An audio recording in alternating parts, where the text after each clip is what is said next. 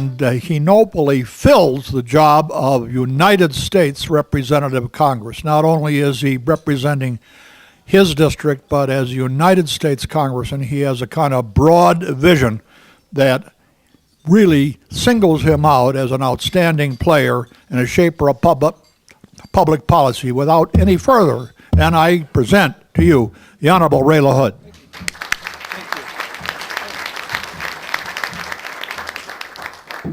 Well, thank you, Tom, and I'm delighted to be back again at the City Club.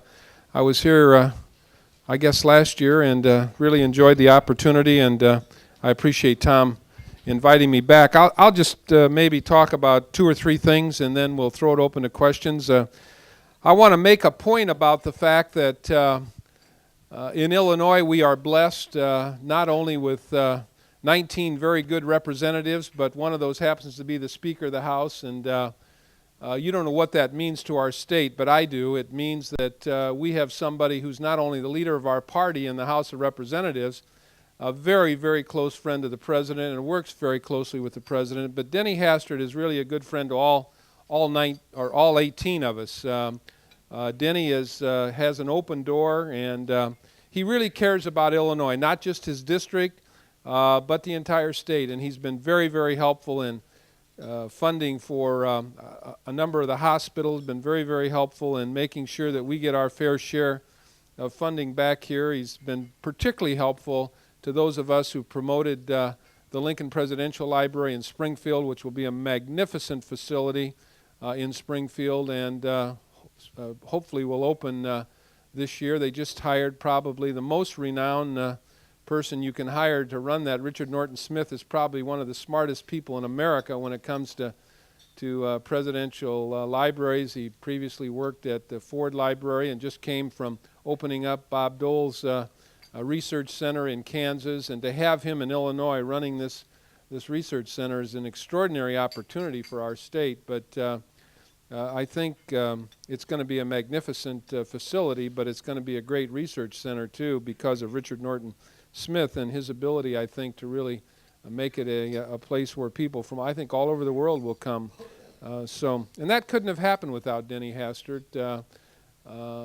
Denny has made a commitment this year to try and get as much or more money back in the transportation bill than we send to Washington, and that hasn't always been the case in these transportation bills, and he has made that commitment, and that'll be a big plus. It's a very controversial bill.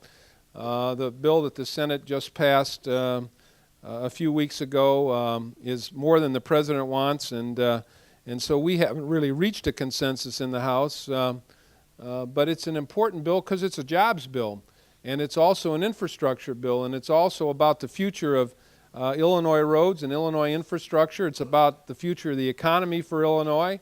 And so I know the Speaker is working very hard with the Chairman of the Transportation Committee, and he's worked very hard with all of us to make sure that the important road projects and infrastructure projects for our state are funded. So I just want to make sure everybody in the room knows how important it is that the Speaker of the House is from Illinois, and he does so much for everybody and contributes so much. And as I said, President Bush, I think, really enjoys a wonderful relationship, probably as good a relationship with Speaker Hastert as any member of the House or Senate. And Denny is just a very, very good team player and a good confidant for the President. And I can tell you he's revered by people on both sides of the aisle in the House of Representatives. And our delegation gets along very well, and we work well together. And that's not really can't be said of all delegations. We have a delegation now of 19, and if you include the 2 senators, obviously it's 21. But we work well together, and it was a tradition that was started back in the days earlier on when our late and great Senator Paul Simon and Alan Dixon and some of the others worked with Bob Michael and really decided that if Illinois is going to be successful, the only way to do it is when people work together. And so you all should be proud of the fact that our delegation does work together, and makes things happen for our state. And it's important that take place. I know the governor is probably in Washington now because of the governor's meeting that's going on, and I know he'll be meeting with our delegation in the next day or so, and I'm sure he'll be talking about transportation issues. So this year is an important political year. I don't have to tell you ad nauseum. You've all seen it. $40 million from one candidate, and on and on and on, and $25 million in the Senate race. But it is an important political year. It's an important political year for our state. And I know everyone in here is not a Republican, but obviously we're hoping as a Republican Party that we can hold on to the Republican seat currently held by Senator Fitzgerald. It's an important seat for us. People complain to me all the time in my own district about the fact that the president can't get his judges through the Senate. And what I tell people is these elections make a difference. Who gets elected to the Senate will make a difference. Who gets elected in Illinois will make a difference. And so I think people will just now begin to start to pay attention as the primary gets closer, and the March primary in Illinois will be here soon. And we're going to find out if money makes a difference. I think we've all been astounded at the amount of money that Blair Hull has spent. I think this week it'll be up to about $25 million, and I think we wonder if money can make a difference. And I'm sure his opponents are wondering the same thing. On the Republican side, our candidates are not spending at the level that Blair Hull is, but we're going to find out if money can make the difference. I think in other elections that we've seen in Illinois, money plays a part, but grassroots and having a good grassroots organization and having good ideas does win elections. And I think that probably will be borne out again in this election. But the Democrats have a wide variety of candidates to choose from. I think we have a very good field too. We have some really smart people, some good people, and I'm going to on Friday go around my district with Andy McKenna and support Andy in my district. I think it obviously probably could be helpful to him in Central Illinois. I think he's a fine fella. But more than anything, Andy has made a commitment to work with Speaker Hastert in our delegation when he's elected to the Senate, and that means a lot to me, because I think that's what we need. We need people that are willing to work in our delegation and make things happen. And so we're going to spend a little time together on Friday. But there are certainly other good candidates, and all of you will obviously make your decisions about that. The primary season is about over for the Democrats on the presidential level. And again, when you go back to the question, does money make a difference? Here, Governor Dean spent $40 million, competed in 13 states, and didn't win any states. So I think in part, money plays a factor, but so do ideas. And so does your ability to really persuade people. And obviously, Governor Dean was not able to persuade enough people in the states that he contested that he was the one that people wanted. And it will be interesting to see all of the post-mortem that's done on all of these things. But I think one of the reasons that John Edwards is still hanging in there is because he talks about the future. And in politics, that's what people want to hear about. A lot of times, some of these ads that are run and a lot of the activity that goes on is about the past. It's about negativity. I think this campaign that has been waged for the last 6 months by Democrats is the most negative, the most nasty things that have been said about the president. I can't even believe. And, you wouldn't conceive that these things would happen in other presidential campaigns. But I think people have rejected that, frankly. I think people do not like negative campaigns. And I also believe that, you have to talk about the future. And you have to talk about where you want to take the country or where you believe the country ought to be going. And I think that's why Edwards' message resonates.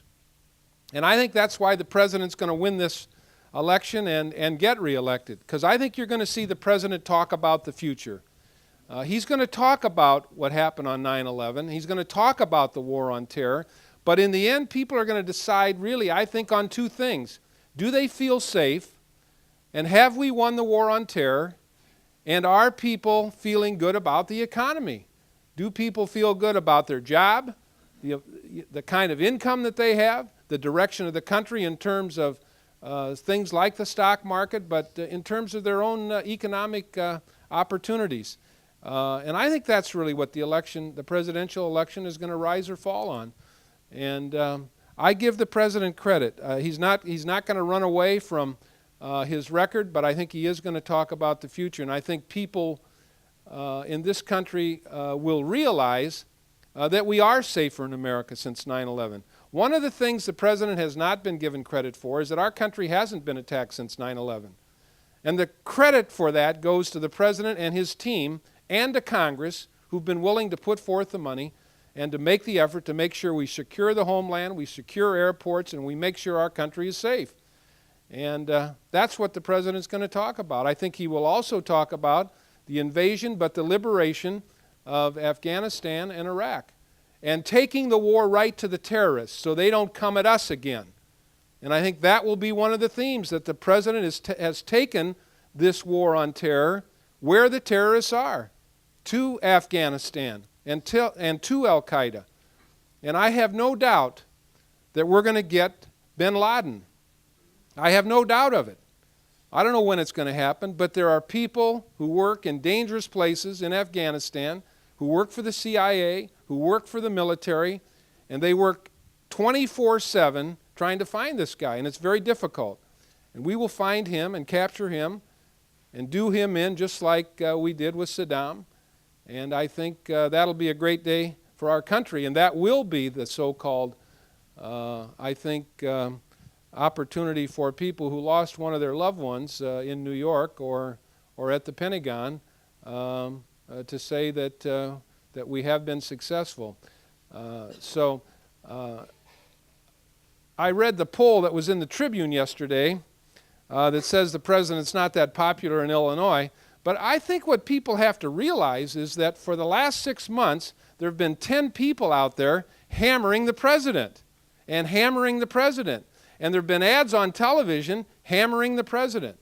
And, the president hasn't run any ads. And he hasn't really been out there campaigning. And he hasn't really been on the stump.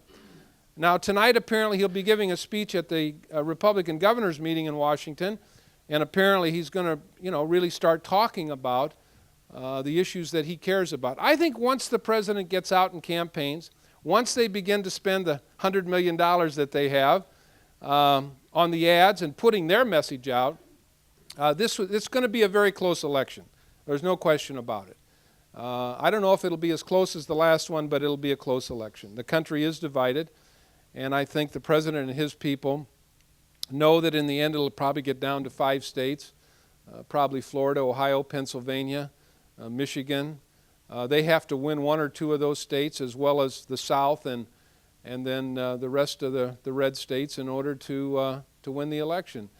I don't know if Illinois will be in play or not. Right now it probably is not in play because the president lost, he lost Illinois the last time, but part of that obviously was the fact that Mayor Daley's brother was running the campaign, and they wanted to have a good showing in Chicago, and the president got beat 5-1 in Chicago, although he did well in certain parts of the central and southern part of the state. So whether we'll be in play or not, I think is debatable. But I do think that when people begin to focus on the president's record, on whether they feel safe in America, whether we're winning the war on terror, and on the economy, and part of the economy is not just the stock market, and it's not just our people working and have a good job. Part of it is this trade issue. And it's an issue that's beginning to resonate with people. And John Edwards has made a good issue out of it. And what I've said is that in a state like Illinois, we can't be talking about building walls around our state. We are an exporting state. I represent a good part of central Illinois. Caterpillar's the #1 employer there.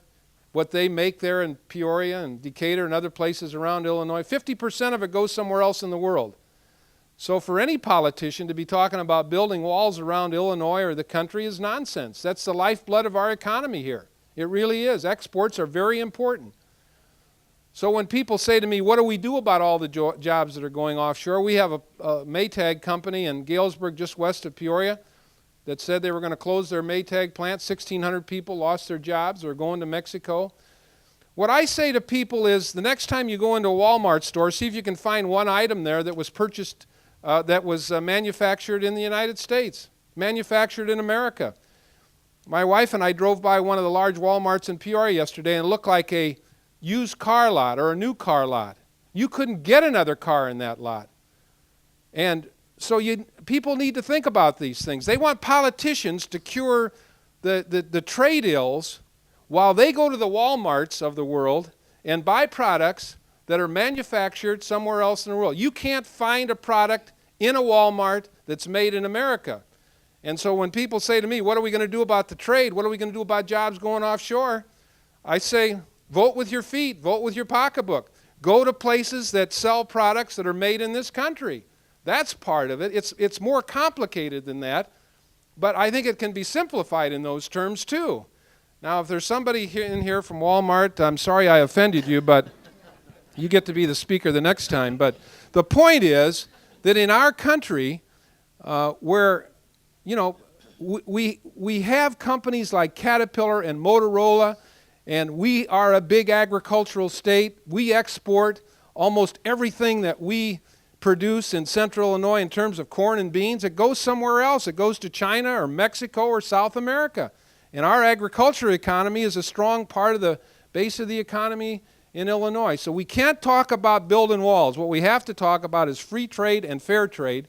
But, you know, a guy like Edwards has got it down to about a 30-second soundbite. And it resonates with people. We have a wire mill in Peoria called Keystone. At one time it employed thousands of people. It's down to below 1,000 now. And, you know, it's a part of the whole issue about steel. And even though this is a wire mill and they produce a wire that goes into fencing, it's still a part of what's happening in our economy. And you can't just use one-word slogans. It's much more complicated than that. But trade is going to be an issue. I think health care will be an issue too. And we've tried to deal with that a little bit in passing the prescription drug plan, but there are still a lot of Americans who don't have access to the best health care in the world because they don't have health insurance. And there's something wrong in a country where we have the best health care. If you get sick, you can find a cure.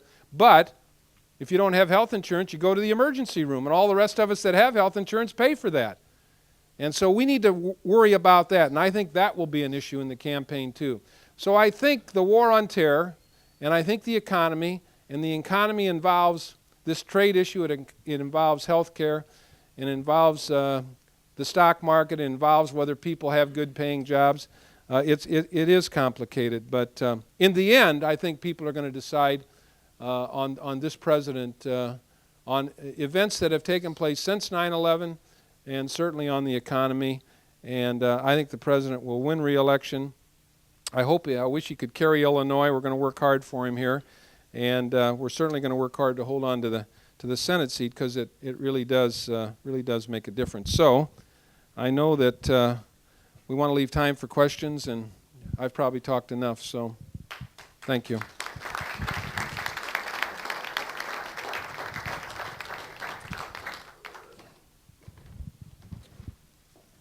I want to ask you a question about the weapons of mass destruction. We hear that all the time. We had General Borling here who talked in the debate about how large a weapon like that could be, and he said it could fit probably on a table like that. Why don't you talk about the failure to find it so far? Well, as Tom said, I'm a member of the Intelligence Committee, and I supported the resolution to invade Iraq, and I believe that there were weapons of mass destruction. I believe we will find weapons of mass destruction. I think people maybe had the idea that we were going to walk, that the military or the intelligence people were going to walk in a room and see a bunch of bombs laying around or something like that. These weapons of mass destruction can be liquefied. They can be destroyed very easily. They can be hidden. The team that is still there, even though Dr. David Kay is now back in this country and has left that post, there's somebody else there. They have hundreds of people that are still there, and I think eventually we will be successful. I think it's something to realize that the country of Iraq is about the size of California, and these weapons, perhaps some were destroyed, perhaps some were taken to other countries, but I believe that eventually we will find out that they were there, and we may find some, and I think hopefully that will vindicate those who made the predictions that they were there. But I haven't been to Iraq, but the members of Congress that have been there will tell you that the Iraqi people love America and the fact that they've been liberated. And for the first time in the history of the country, people can go to the churches or the mosques that they want to. The schools are open. They have running water. They have electricity now 24/7. These are things that some of these people have never experienced. Many have jobs. Many of the merchants have their places of business open, and there are plenty of opportunities there. Forming democracies is not a pretty picture. When we formed our own democracy in this country over the last 220 years, it hasn't been a pretty picture. Think of the Civil War, where we had Americans fighting with one another.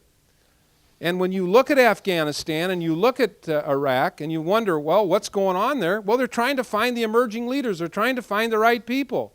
And it's not a pretty picture. And there's some people there who do not want success.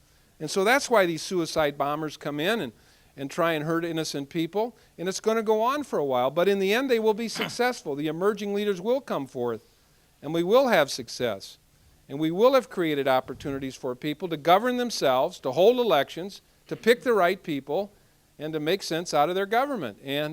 But it's not pretty when it happens. It takes time. Okay, fine. We have a filming being done by CAN TV, and we ask you to also, when you have a question, as Jeff Berkowitz obviously has, stand up at the microphone. And Jeff, I know you won't forget to give us your TV affiliation. Absolutely, just in case you don't know. Jeff Berkowitz, host and producer of Public Affairs, airing every Monday night at 8:30 on Channel 21 on CAN TV, as well as in the suburbs. Check your local listings. Congressman LaHood, you've talked about the importance of trade, apparently for the presidential election, maybe for the Senate race, and saying that Edwards has something that seems to be resonating. I'm not sure if you're suggesting it doesn't. I don't think I'd guess that you're agreeing with him, but that it's resonating. In any case, you said you're for. Sound to me as if you said you're for free trade and fair trade. Some would say those are opposing things, that they view fair trade as kind of a code word for protectionism. So let me see if I can just test this out a bit. The candidate you said you were about to endorse in the Senate race, Andy McKenna Jr., has said that he is for a policy that requires the United States government to purchase 65% of its goods and services from U.S. companies. And if other countries adapted that policy of also requiring their government to purchase their country's goods and services, or goods and services from companies in their country, some would say that that is a protectionist policy on our part, followed by a protectionist policy on other countries' part, and it sort of escalates from there. You've also talked about not walling off this country and and pointed out the importance of exports to this country. So I guess the question is, as you see it, is Andy McKenna with that policy advancing a protectionist policy, and if so, would it be one that you agree with? Well, I haven't heard him talk about this, so I'll assume that you've got it right. I do. Yes. And I should mention that Mr. McKenna is on our show this evening, Monday night, 8:30. So you can find out if that's really correct. Well, I mean, I give him credit for talking about it. It is an important issue. My point is this. When you come from a state like Illinois, whether you just represent 20 counties as I do, you also represent the state. We're an exporting state. A lot of the agricultural products that we produce in this state go somewhere else. I mentioned Caterpillar. Motorola is another example. There are lots of examples. And, I wish our trade imbalance wasn't what it is. I wish it were better. I wish it were on our side rather than on their side. And we need to improve that. When you run for the Senate, you got to talk about these things. I don't agree. What I'm saying about what Edwards is saying is it resonates with the 1,600 people who work at the Maytag plant in Galesburg. That resonates because they've seen their jobs go to Mexico. I mean, Maytag didn't make any bones about it. My point is I don't think people in Central Illinois are going to buy Maytag refrigerators anymore. Most of them aren't. And, you know, what I said, you know, about Walmart and some of these other stores is I think people need to think about these things. They want politicians to solve it through trade agreements. Well, we can do some of that by our part, but Americans have to think about these things too, and they can play a role in this. And so, you know, to talk about trade, it's like talking about the war on terror. It's very complicated. It's a complex issue. There aren't any black and white. There aren't any magic wands. There aren't any yes or no answers. But just to say, hey, you know, you're going to set a certain percentage, you know, that's fine. It's easy, you know, for people running for office to do that. Once, you know, Andy gets elected to the Senate, he's going to find there's 99 other people there and 435 on the other side of the rotunda. And that's how these things get worked out. No one of us gets our own way. And but I give him credit for talking about it. It's a laudable goal. But would that be one policy in which you differ with Mr. McKenna? I like Andy because Andy has agreed and committed to working with Speaker Hastert and our delegation. When he gets elected to the Senate, we can pick up the phone and call the other side of the rotunda, and he'll answer the phone and be responsive. That's why I'm supporting him. You know, we may not agree on every issue. I guess I probably would talk to him more about this, but I give him credit for talking about it.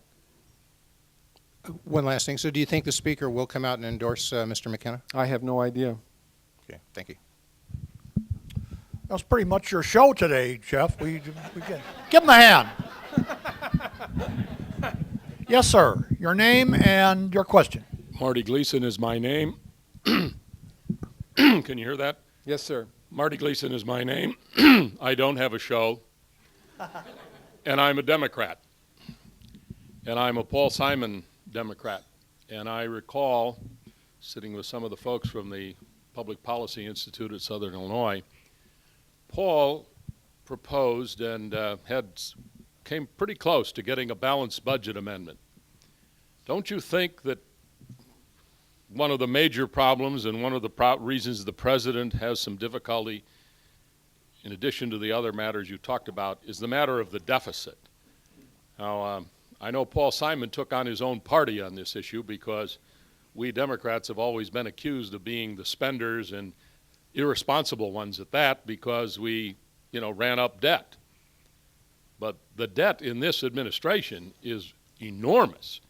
And do you think we would have been well served to have passed the balanced budget amendment that Paul Simon proposed? Well, I have voted for the balanced budget amendment. We've passed it in the House, and you know, the idea of the debt and the deficit is mind-boggling. But I want to say this. I think it's a little bit of political hyperbole to say that it was created by the tax cuts. Since 9/11, let me just click these things off for you. We gave New York City between $20 and $40 billion to take care of the families, to take care of the first responders, to take care of the city, to pay them for all of the damage that went to the city.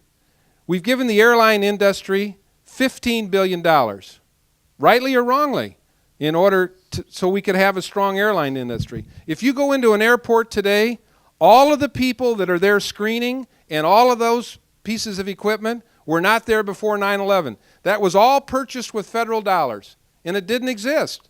And you can see these people standing around, and you can see the machines. Now, that gives American people a sense of security in flying. Whether it makes flying safe or not, I think, you know, you can make the case for that. The war in Afghanistan was $18 billion. We appropriated last year $87 billion for what we're doing in Iraq. So the idea that the debt that we've incurred is because of tax cuts is not quite accurate. What we've done is we created a Homeland Security Agency that cost $38 billion. When you begin to add all of those up, that incurs a lot of debt. That wasn't created by tax cuts. It was created by an administration and a Congress who made a decision that we're going to secure the homeland, and we haven't been attacked for 2.5 years, that we're going to have a Homeland Security Agency, that we're going to hire 1,000 new FBI agents who are now being recruited and trained, 1,000 new CIA agents that are now being recruited and trained. We're going to secure the airports in America. We're going to invade and liberate Afghanistan and invade and liberate Iraq. Costs a lot of money to do that. Now, if you want to try and make the case that it was the tax cuts, that's what Democrats are saying, particularly those, like Kerry, and particularly Kerry, who says he's going to eliminate them. But you got to eliminate a lot of other things. We created a whole new bureaucracy in this country. Homeland Security, at the airport, all of these TSA people, all new equipment, paid for by the taxpayers. I think America feels safer as a result of it. We helped bail out the airline industry. Now, they're still hurting, but you all helped bail them out. How can we let the airline industry go down the tubes? Think of what happened to the service economy of our country immediately after 9/11. Washington National Airport was closed for 5 months. Think of all the people that lost their jobs, all the people that didn't work there, the hotels and restaurants. Anyway, my point is this. We have a big debt, and we need to pay attention to it. Last year it was $500 billion in just last year's budget. That's too much. For 4 years that I've been in Congress out of the 10, we had a balanced budget, and we paid down $500 billion off the debt. I'm proud of that, and that was under Speaker Hastert's leadership. Then 9/11 happened, and now we have instead of a $6.2 trillion, it's $7.3. Was that created by tax cuts? No.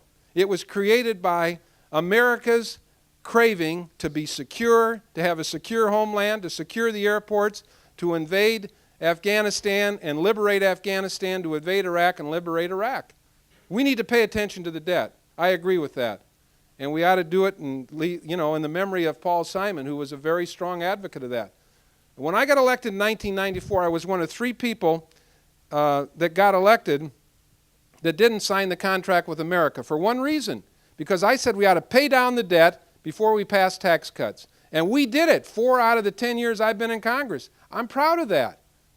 But people give credit to the president for the tax cuts for stimulating the economy, and I don't think you can take that away from him. We need to pay down the debt. We need to get after it. I think now is a good time to begin doing that. I think you're going to see this Republican majority this year try and pass a budget that's a lot more reasonable, because we don't have all of the costs of securing America and protecting Americans and protecting the airports and invading countries. Questions? I have one. Apart from now that I started, I might as well finish. One of the candidates for the U.S. Senate on the Republican side, not Andy McKenna, has talked about his feeling that some of our military installations in the NATO countries can be eliminated because a number of these countries have prosperity so that they can defend themselves. NATO started originally in 1949 as being an effort to defend Western Europe from the Soviet Union.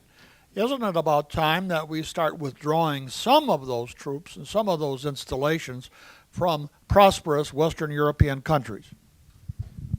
Well, I don't know. I haven't given that much thought to that, and I haven't really heard. Is that Rauschenberger that's promoting? Ryan, yeah, okay. Well, in any event, we have a lot of our effort going into the war on terror. A lot of our men and women are in Afghanistan, 25,000 in Afghanistan, 130,000 in Iraq, and so, I don't really have strong feelings about that. There is going to be a new BRAC commission that's going to be appointed this year that's going to look at every military installation in the country, evaluate them, evaluate their capability, and probably make recommendations for some closings. And but perhaps we should be looking at where our troops are stationed, particularly as it relates to the NATO allies. But it's not really on anybody's radar screen in Washington. Congressman, my name is Ken Johnson. I'm a professor at Loyola University in Chicago. And I have a slightly different question. You represent both urban and rural parts of Illinois. I do a lot of research on rural areas in the United States, and my question is this. With the exception of the Farm Bill, do you feel that rural America gets enough attention in the Congress? That is, when you look at, for example, the availability of health care or the levels of poverty in the rural parts of the United States. Is there enough interaction between rural and urban Congress people that you can get things through that help rural America, or is there difficulties in that regard? Well, one good example, other than the Farm Bill, which obviously obviously is a big help, but the Medicare prescription drug bill that we passed is a bonanza for rural health care. It really is. People don't realize it, but it's a good bill because it gives people who don't have any kind of prescription drug insurance an opportunity to have the government help them pay for that. That's the main reason it's a good bill. But the other part of it is that it does provide direct money to rural health clinics and to rural hospitals. Those of us who have represented the rural part of this country and the rural part of Illinois have fought very hard for rural health care. It's so important. It's the only access that people have through these clinics and through these opportunities where some small communities actually have hospitals still. Not the kind that you would see in Springfield or Peoria or obviously in Chicago, but clinics where people can come and have access to if they have the flu or if they have a cold or they can get their annual mammogram or whatever. And that's a good thing. And so the prescription drug bill is an example where rural health care is going to get a real big boost in terms of hard dollars that I think help. And so for those of us who represent rural America, we've had a pretty loud voice. There aren't many of us that represent the rural parts. But again, I go back to what I said before about Speaker Hastert. You know, he represents a pretty good chunk of rural Illinois. And he's been a real strong proponent of helping us with rural health care and some of these other issues. Did you have a follow-up? Yeah. Is it because the Medicare bill was so evenly balanced that somebody like rural interests could then get more leverage because there was a near even balance in support for it? I mean, is that where you can step in with rural influences and affect something like this? That's right. That's right. Because let's face it, this bill is also a bonanza for, the urban centers and the big cities and the people that live in the big cities, and particularly poor people. People who don't have access to prescription drugs because it does strike a good balance. The only reason the Democrats made so much of this is because we took the issue away from them. Plus we got AARP on our side. We took away their sort of their natural constituency. So they've made a big deal out of it. This is a good bill. It's a good bill for America. It's a good bill for senior citizens who, through no fault of their own, have no access to help pay for the cost of prescription drugs. And I think it's going to be one of the best bills that we've ever voted on. I think it's going to be as good as welfare reform or some of these other things that we've done in this country. It's going to make a difference in people's lives. It's going to give people access to health care, which is, we used to say food, clothing, and shelter. I always add health care now. Food, clothing, shelter, and health care. That's what people want in this country. Those are the basics now, and particularly with an aging society and the baby boomers and all of that. But it was the good mix and the good balance, and it's a good bill. Yes, Congressman LaHood, I'm interested in your involvement with the Intelligence Committee. Mm-hmm. It's been historically stated and reported that many of the terrorist operations have received their funds partially through the drug trade and things of that nature. And I want to applaud President Bush for the efforts he's done around SS2 recovery. I think I'd like to hear you speak more about, do we need to do more to provide treatment here in the country for people who are addicts, so that we reduce the actual demand for these drugs, which unfortunately many times these revenues are being used to sponsor terrorist activities. Yeah, one of the real serious problems that we have in the rural part of Illinois and the rural part of this country are these meth labs. This is such a serious problem, and people that live in the urban area don't realize it. It is a big deal, and we need to really educate young people about how terrible these meth labs can be in terms of their addiction to this terrible drug. And to me, that is something that a lot of us are working on and spending time with. I know the Illinois legislature has passed some real tough penalties for people who have these meth labs, but we also have to have good education and good treatment, and some of us are spending time making sure that the funding is there for that. It's just absolutely critical. You can't just do it on the one end of the criminal justice system. Particularly in these rural areas where, it's really affecting these young men and women that have never really been affected by a drug problem like this before. And so there's a big effort in that particular area, I think, both nationally, I think, and statewide.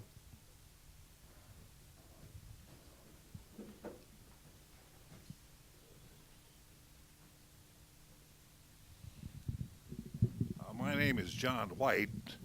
Like Marty Gleason, I'm a lifelong Democrat. Lately, that's not been easy. Many have spoken here about the concern about the rural part of the country. Isn't it time to recognize that the farm community, as it exists today, makes the family farm an anachronism?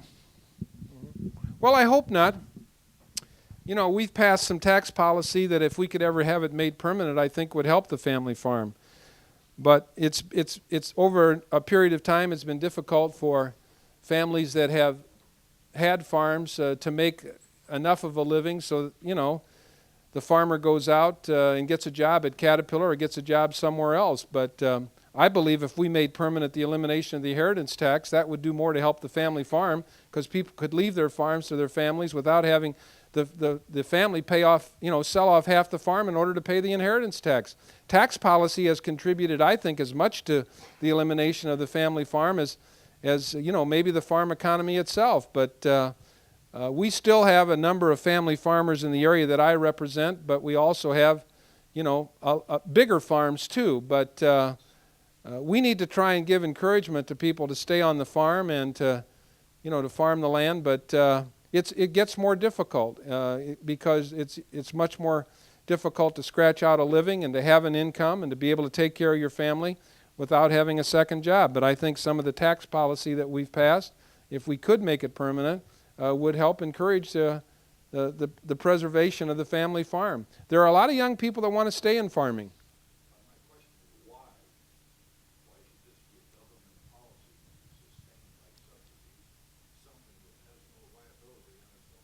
Well, I'll tell you why. There's about 5 reasons. If you're in farming, you're subject to things you have no control over. The price of the seed you put in the ground, you don't control that. You don't control the price of fertilizer. You don't control the weather. You don't control whether you're going to have a market or not to ship your corn or beans.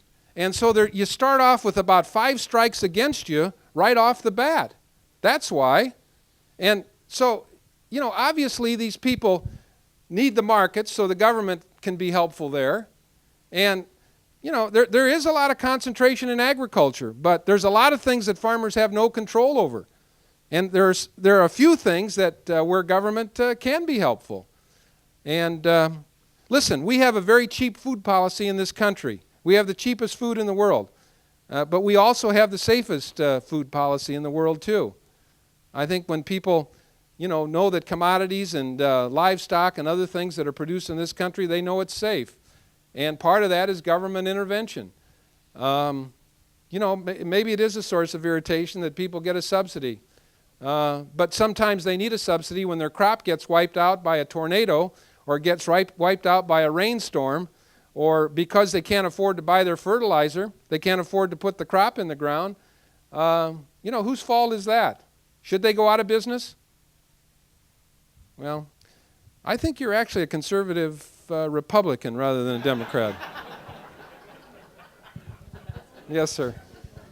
Hi, I'm David Gray, and I first of all want to applaud you for your passion. It's finally nice to see a Republican candidate stand up there and really, let everybody know what it's really about. Thank you. It's great to see. Thank you. From the state level, I just wanted to talk to you and get your thoughts about the issue we have with overcrowding in jails. I think a lot has to do with the criminal activity we have today. And you can't hear? Okay. Is that better or no? Okay. So we have a lot of problems with the overcrowding of jails, which, yes, some has to do with the social sciences, but also I think it has to do a lot with the processes we have in place today. One may look at it and say, okay, this is, an economic opportunity for a lot of communities, which I agree. I think it is a great opportunity. But I think more importantly, we need to really address the issues from the very beginning to the end and look at different alternative solutions that will help with the overcrowding of the jails. And so I just wanted to get your thoughts. I know the governor's looking at a lot of different things. He's, closing some down, and I don't know what that's going to do for the other jails, but by making it overcrowded, usually that means people are being pushed out. which usually means the wrong people are being pushed out, which usually means these people end up back in jail. I'd like to see, a process put in place, a systematic approach that really streamlines everything. What's your thoughts on that? Well, my thought is that a few years ago, crime was a very important issue. If you take a survey today and ask people in a poll, what are the top 2 or 3 issues, the number one's probably going to be education, which is what politicians talk about all the time, and obviously the economy and so forth.